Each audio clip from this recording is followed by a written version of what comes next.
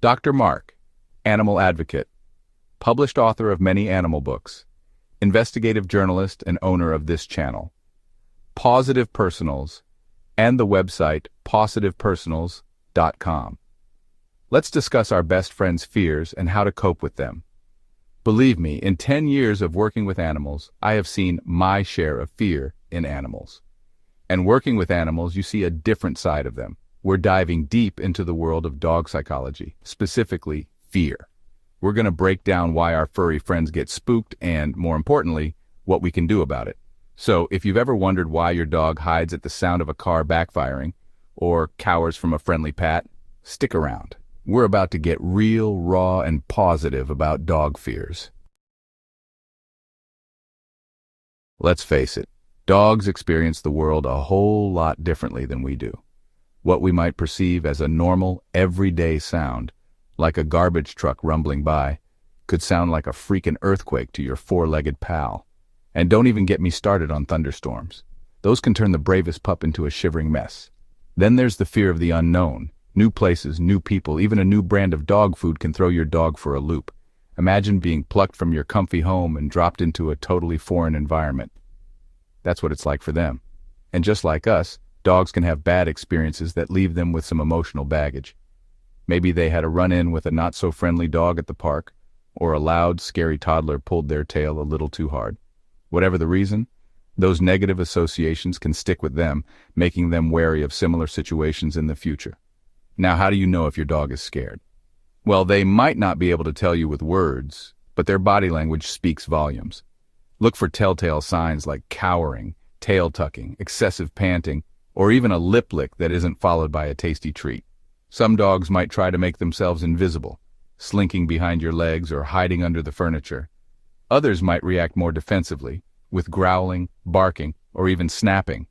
It's important to remember that fear is a natural instinct for dogs, and it's our job as responsible owners to help them navigate those feelings in a healthy way. So, next time your dog seems a little on edge, take a moment to see the world from their perspective. You might be surprised at what you discover. All right, so your dog's hackles are raised, their tail's tucked, and they're giving you the get me out of here eyes. What do? First things first, if it's safe and possible, remove your dog from this stressful situation. Think of it like this. If your buddy was terrified of spiders and you found them cornered by a big old tarantula, you wouldn't just stand there and tell them to chill out, right? You'd get them out of there. The same goes for your dog. If the mailman always sends them into a barking frenzy, bring them to another room while the mail gets delivered. If loud noises are the culprit, create a safe haven for them, like a cozy crate or a quiet room with some white noise to drown out the racket. Now, when it comes to calming your dog down, less is definitely more. Avoid coddling them or showering them with over-the-top baby talk. It might seem counterintuitive, but it can actually reinforce their fear by making them think you're just as worried as they are. Instead, use a calm, reassuring voice. Think of it like talking a buddy off a ledge. You wouldn't yell or make sudden movements, right? You'd be steady, reassuring, and let them know you're there for them.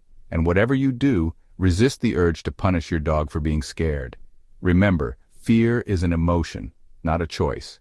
Punishing them will only make them more anxious and less likely to trust you in the future.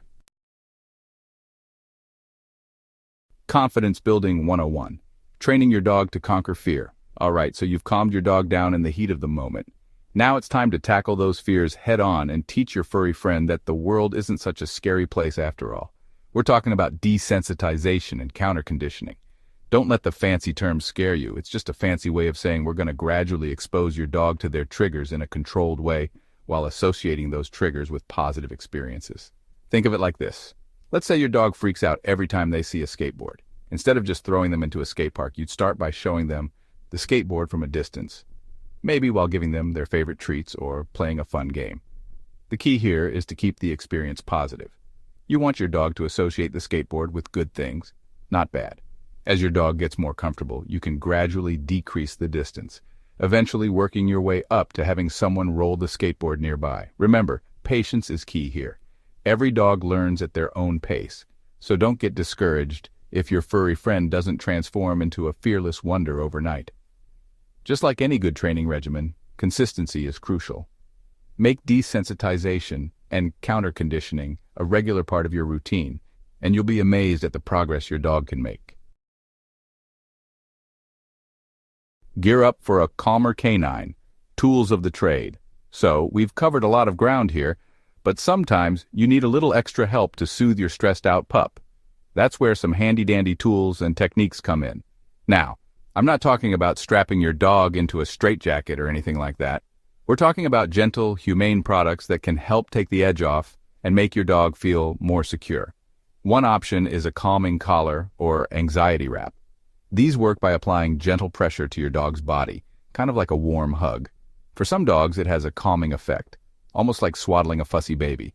Then there are pheromone sprays or diffusers. These mimic natural calming pheromones that dogs release, creating a sense of security and well-being. Think of it like aromatherapy for your furry friend.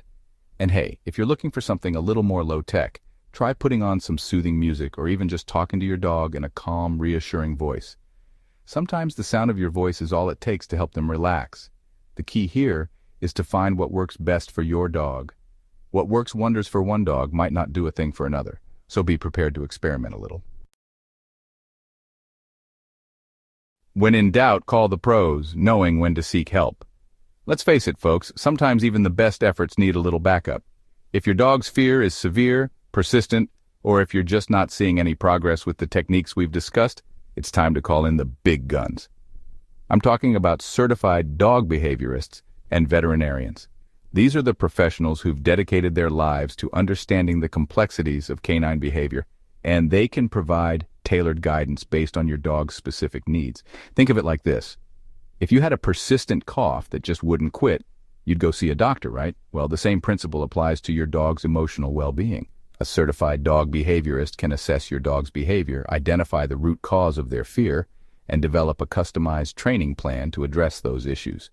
They might use a combination of techniques, including desensitization, counter-conditioning, and even medication in some cases.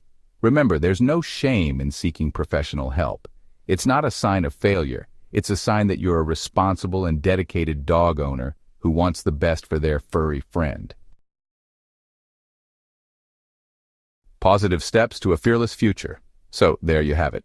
We've covered a lot of ground today, from understanding the common triggers of fear in dogs to exploring a range of techniques to help them overcome those fears. Remember, every dog is different, and what works for one might not work for another. The key is to be patient, consistent, and most importantly, loving. Building a bond of trust with your dog is crucial, and that means creating a safe and supportive environment where they feel comfortable expressing their emotions. Don't get discouraged if you encounter setbacks along the way. Progress takes time, and every step forward, no matter how small, is a victory worth celebrating. So go out there, be the best dog parent you can be, and remember, a little love and understanding can go a long way in helping your furry friend live their best life. Remember, with patience, consistency, and love, you can help your dog manage their fear. Thanks for watching, and don't forget to subscribe to our channel Pawsitive Personals with Dr. Mark for more helpful tips.